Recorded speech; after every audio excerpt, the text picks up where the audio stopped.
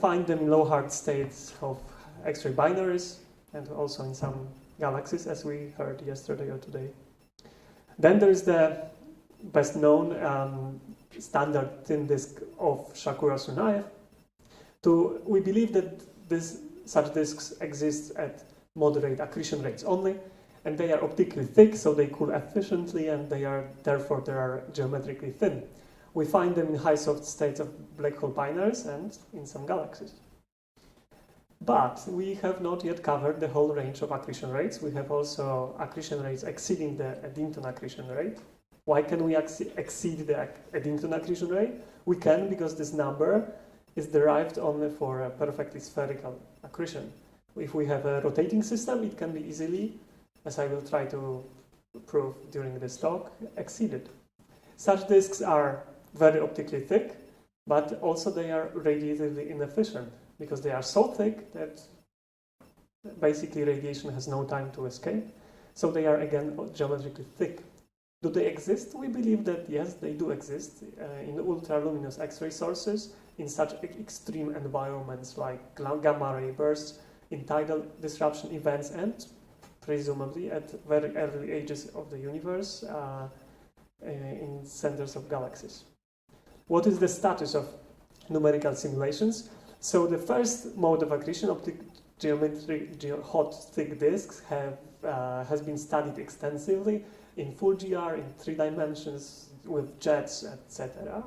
But the other two modes have not been studied so far too much because of the level of complexity that the radiation introduces. The only global simulations performed so far were Newtonian and based on flux-limited diffusion. And therefore, we want to make a step forward, and we want to develop a code, general relativistic radiation code, which will solve for such a disks. And this reports on a project done with Ramesh, Sasha, and John McKinney.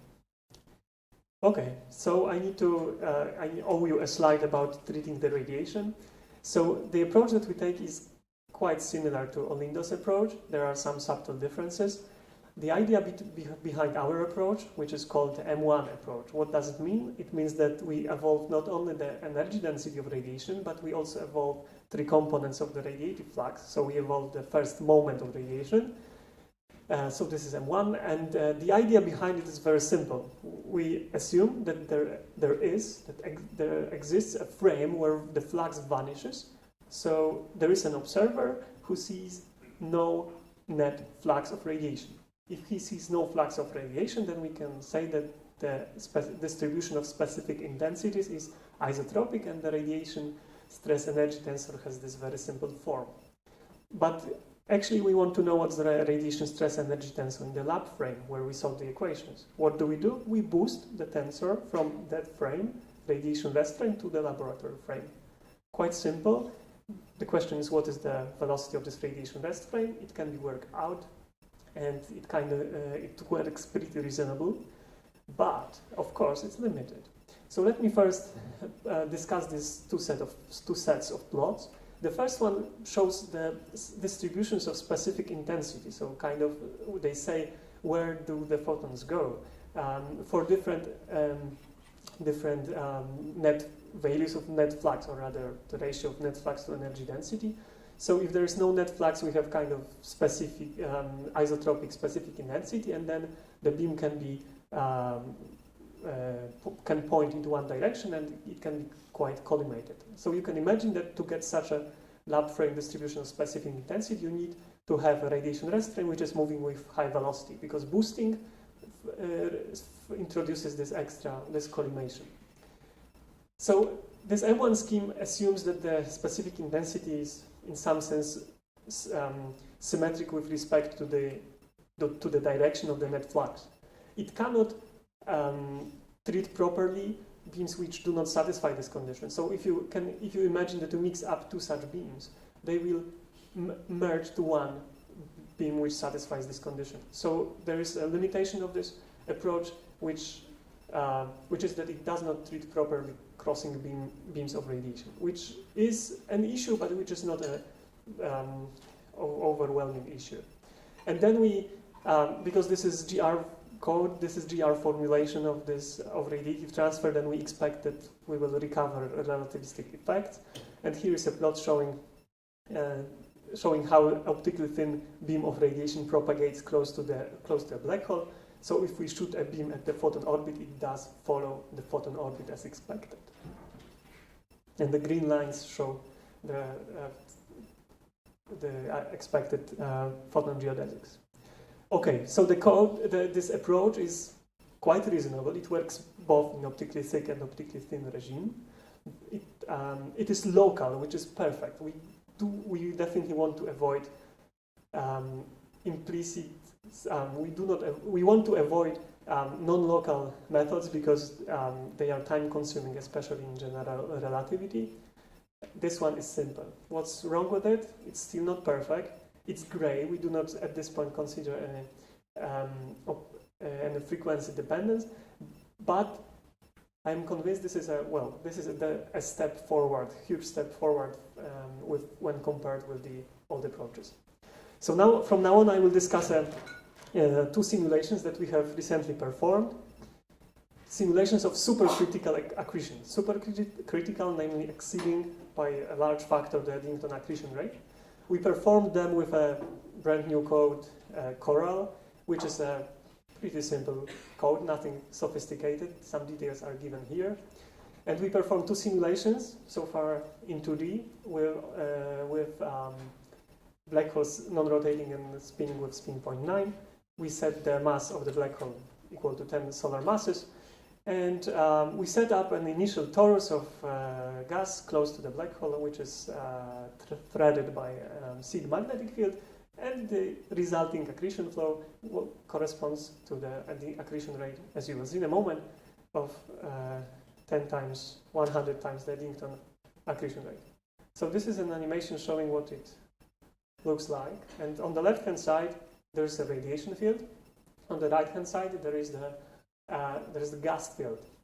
And colors show, on the right-hand side, show the density, logarithm of density. On the left-hand side, they show logarithm of radiation energy density in the fluid frame, in the commuting frame. Our arrows show the velocities. On the right-hand side, of the velocities of the gas. On the left-hand side, the velocities of the radiation rest frame. The white line on the left shows the photosphere of this disk. It is definitely a thin disk. The pressure scale height is like of the order of 0.4, but the photosphere is much further out. And what is important when we look at it, well, is that the perturbations, the turbulence in the radiation field follow the perturbation in the gas field. They do correspond to each other. It is reasonable, it is expected, because this is very optically thick. There is a huge scattering opacity, so gas drives radiation. So gas pulls radiation, and they do correspond to each other, and this is not a case for the region outside the photosphere. This is the initial state. So there was a torus with initial magnetic field, one single loop of magnetic field. This is a snapshot of a simulation. So the disk is turbulent, magnetic field, some fraction of the initial magnetic field has already accumulated onto the black hole, and we reached kind of quasi-stationary state. And this is an average structure. So we take the whole duration of the simulation and average, and we get this pretty nice, smooth picture where the turbulences have cancelled out. But what exactly is the duration of the simulation? Unfortunately, we are limited. And this is because of the fact that we initiated the disk with a single loop of magnetic field, so the magnetic field accumulates on the black hole, and at some point, the disk wants to enter the magnetically arrested regime. What does it mean? It means that the amount of the flux which accumulates on amount of the magnetic flux which accumulates on the black hole generates force which balances the gravity force, and the disk tends to bounce off the disk. This is what happens in 2 dimensions. In 3 dimensions, disk can break the axisymmetry and the gas can find its way through the magnetic field lines and accrete. But 2-dimensional simulations are limited to non-magnetically arrested state. The top panel shows the magnetic flux parameter. The dashed line is the kind of empirical value corresponding to the magnetically arrested state.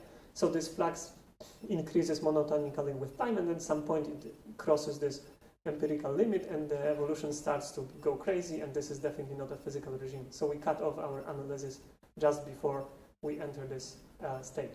Therefore, the duration of the simulation is limited. Therefore, the equilibrium state that we reach is limited to kind of small radii. So we will have to pay attention only to what is close to the black hole, not what is further.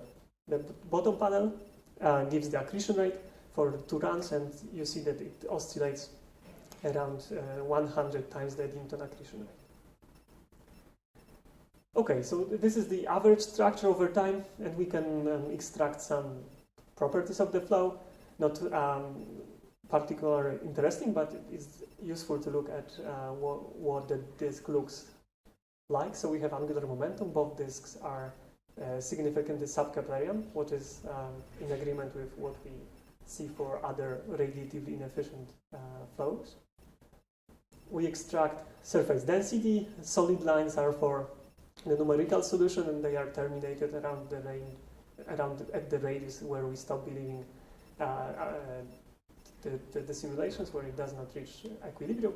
And the dashed lines show one-dimensional model of slim disks calculated for the same accretion rate and for the same spins.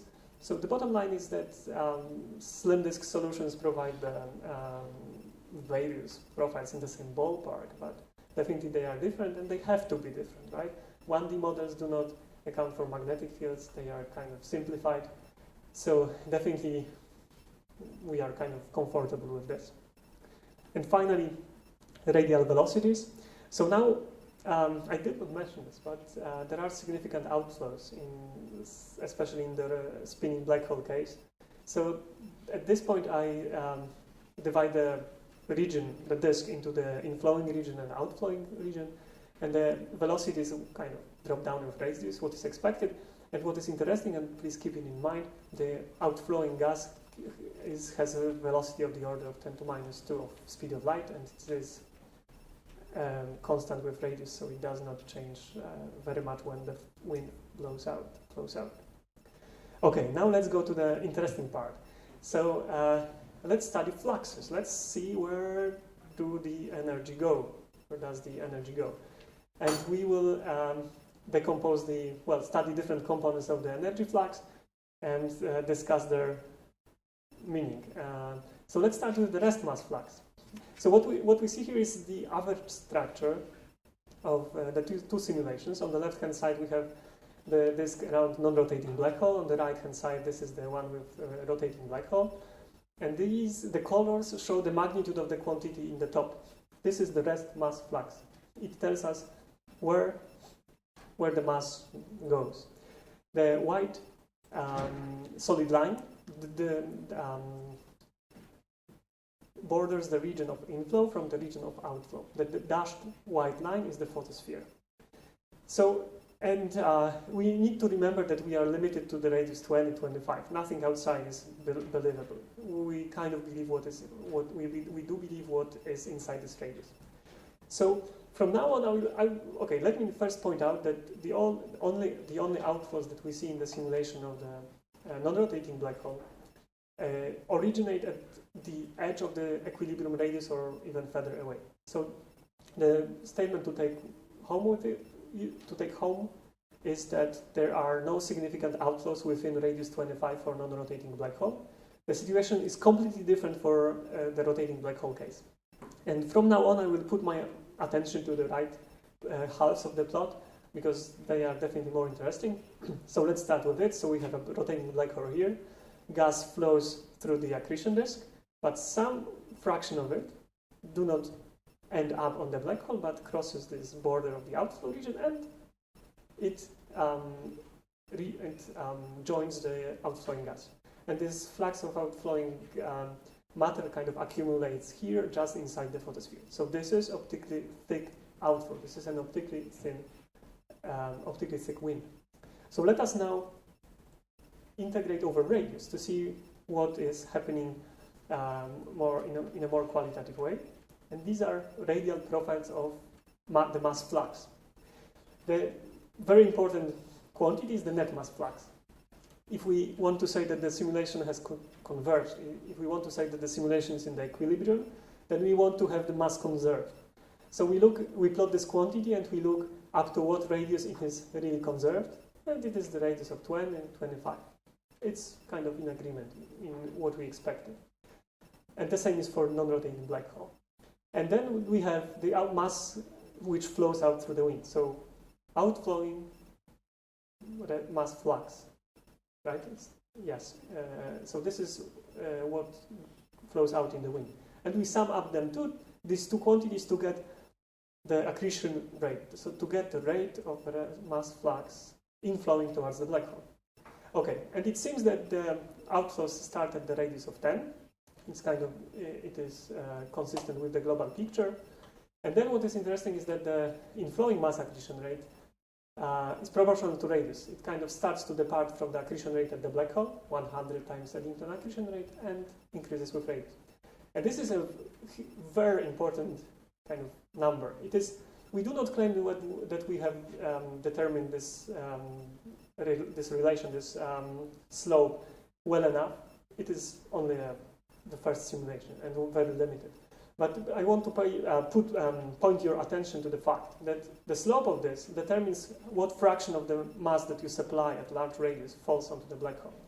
So in our case, if we put, let's say, 1,000 Eddington accretion rates at the radius of 100, because of this steep relation, only 100 Eddington accretion rates falls onto the black hole.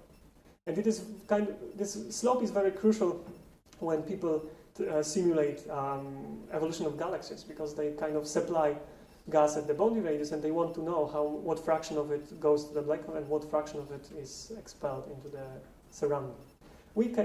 This simulation suggests proportionality to radius, but this is not the ultimate answer. That was the rest mass flux, but we have also energy. So let's start with plotting the MHD energy, which includes rest mass flux, which includes the Poynting flux, which includes the kinetic energy. It includes almost everything but for radiation. And if we compare these two plots, this one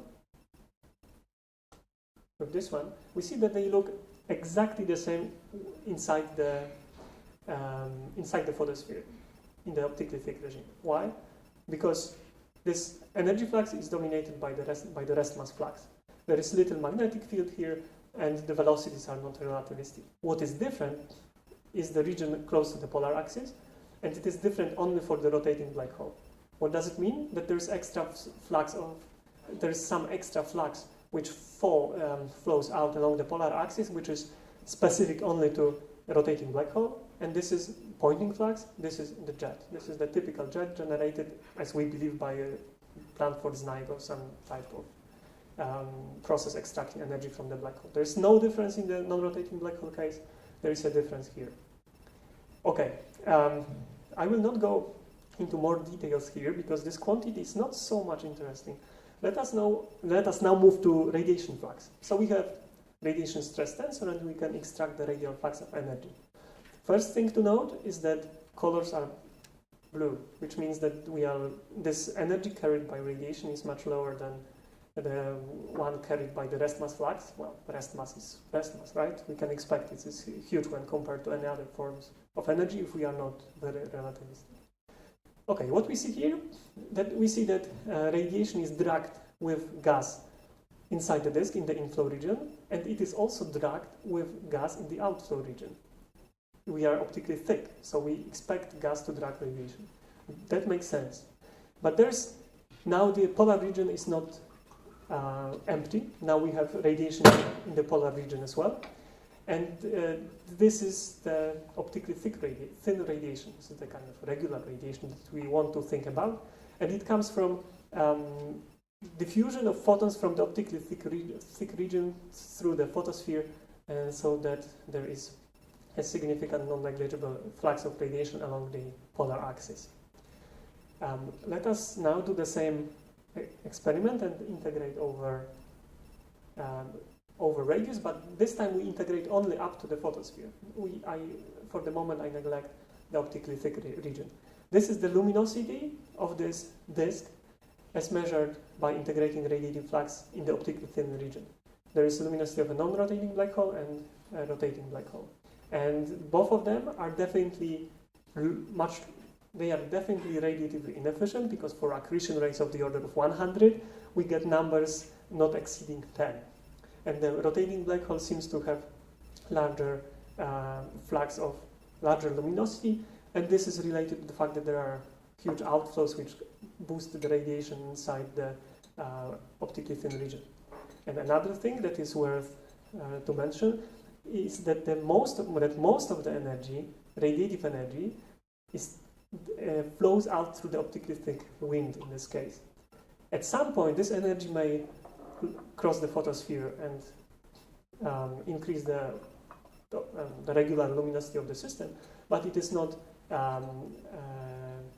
It can also happen that this radiation will simply accelerate the gas or do PDV work on the gas. So we cannot say what fraction of this will really create photons which we can observe. Okay, and there's the quantity which is of the most interest, which is the sum of these three. Why do we sum them up? To get rid of the rest mass flux. Why do we want to get rid of the rest mass flux? Because the energy which is the rest mass energy cannot be used for the feedback action on the surrounding of the central black holes in galaxies, for example. You cannot use rest mass energy to accelerate outflows, to heat up molecular clouds or whatever.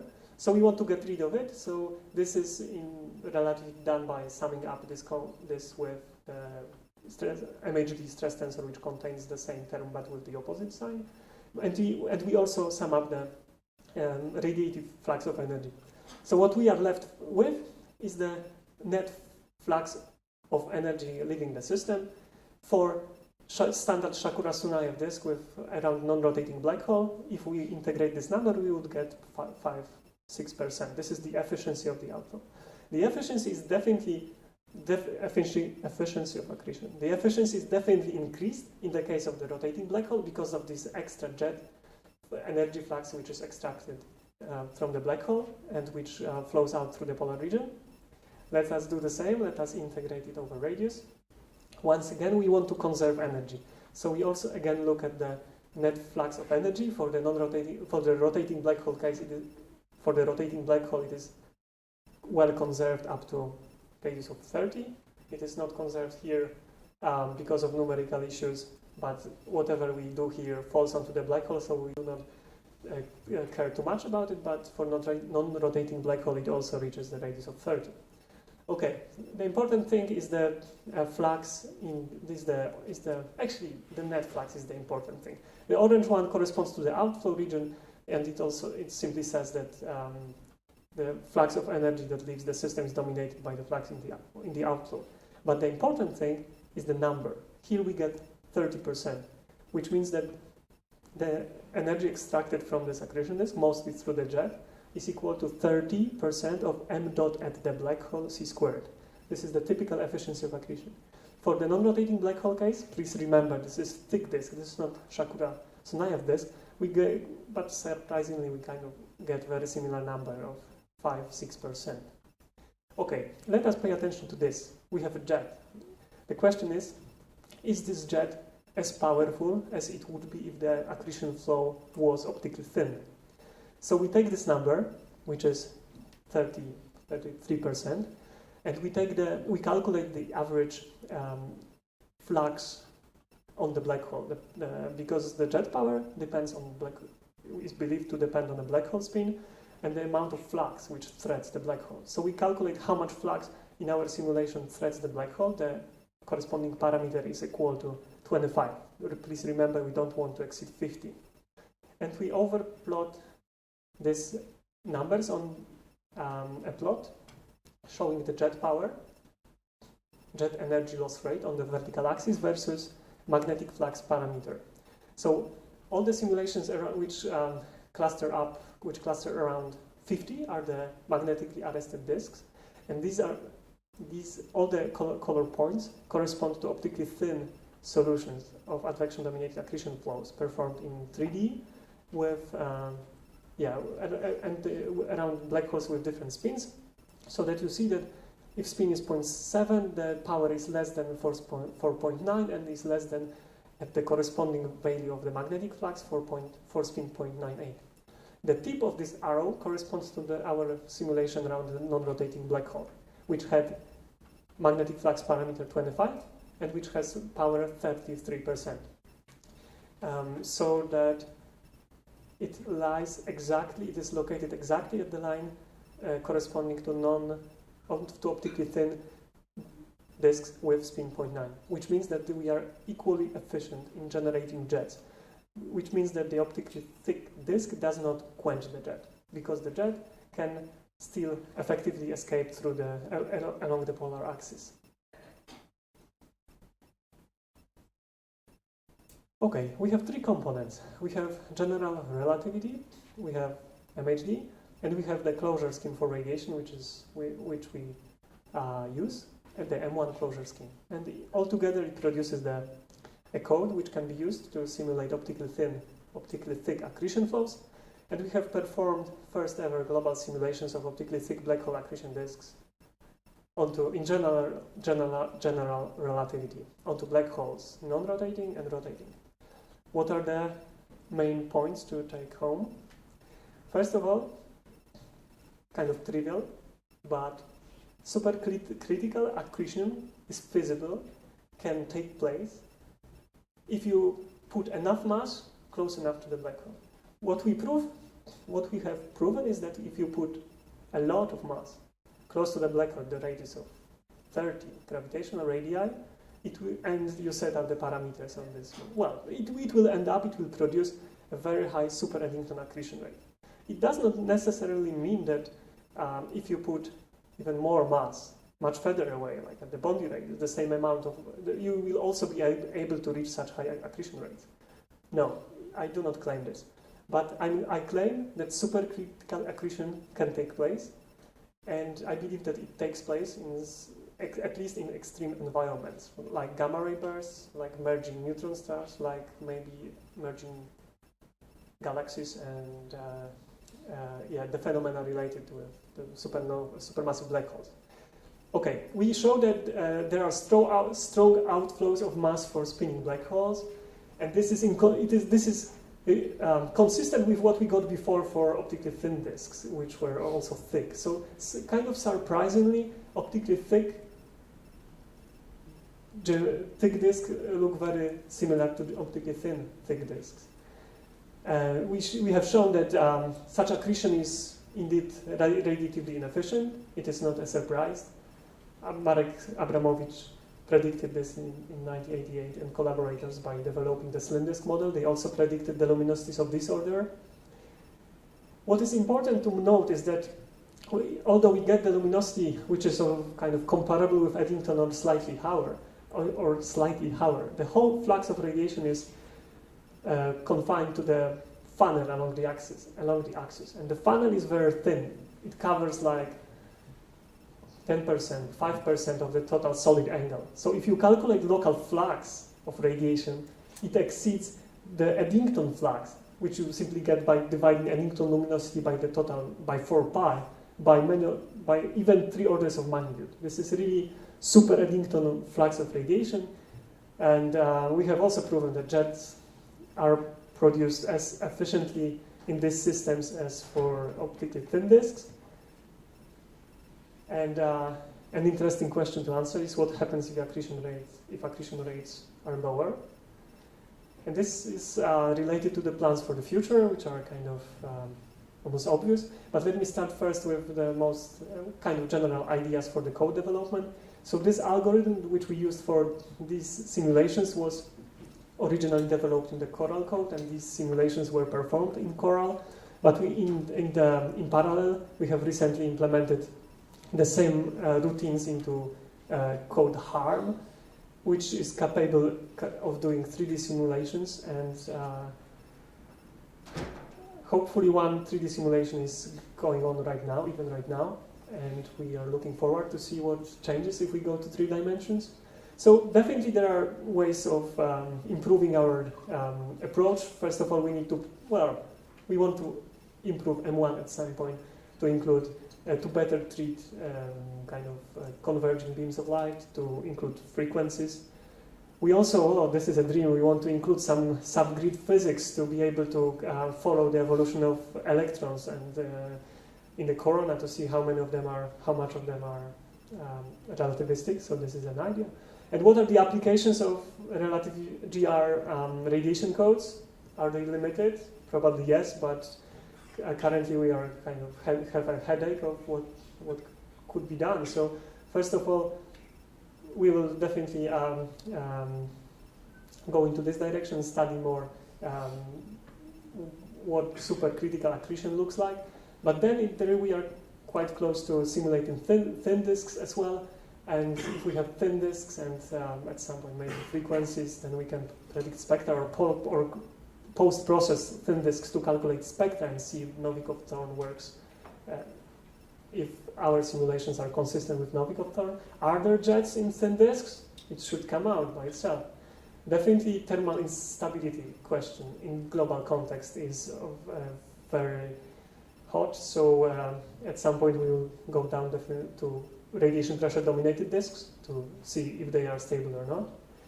Who knows, maybe state transitions, who knows, maybe corona. The future is seems to be bright. Thank you.